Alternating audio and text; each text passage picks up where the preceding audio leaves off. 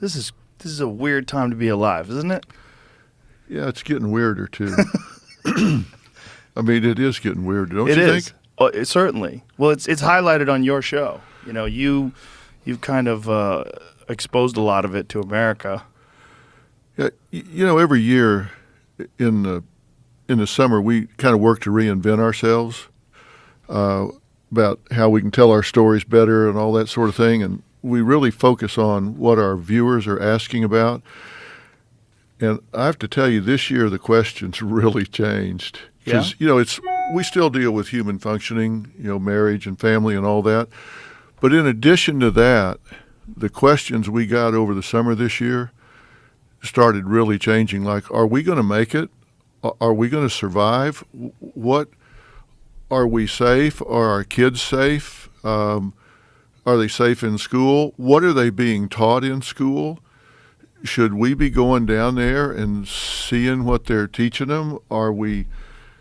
What's happening as far as values in this country? I mean, people started asking different questions, and so I changed everything. I used to have that studio audience out in the bleachers out there.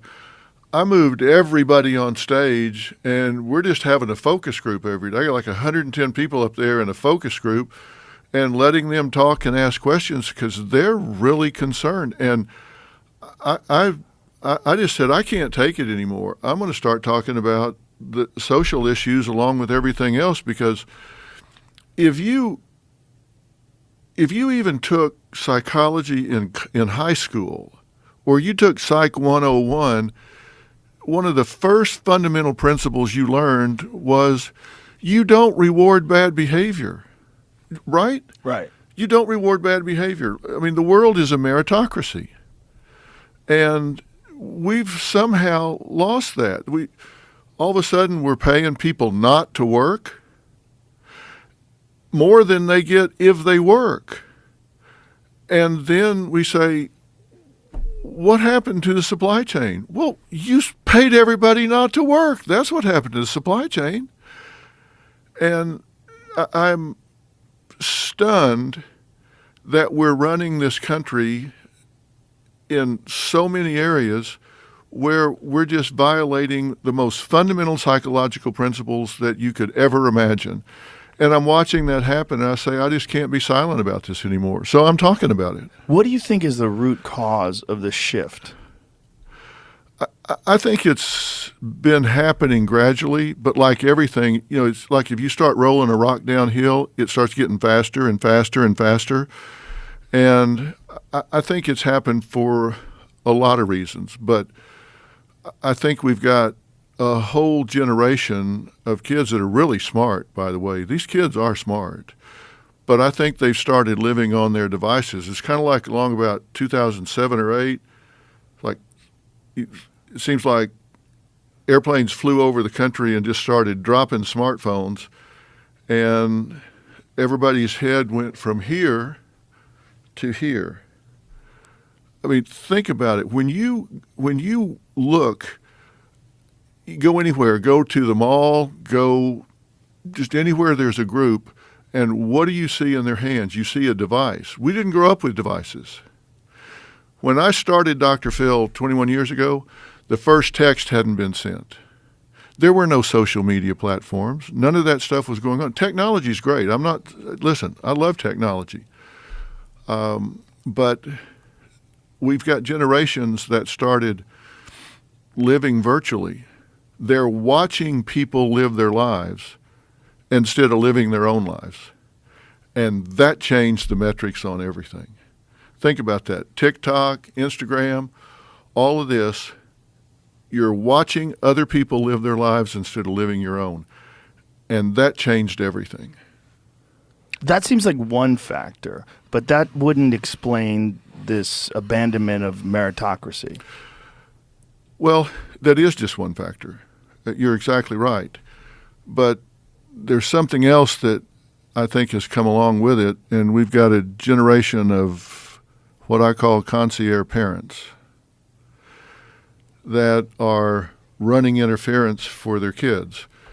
And look, the way you learn about yourself, the way you make attributions to yourself about yourself, is the same way you make attributions about other people.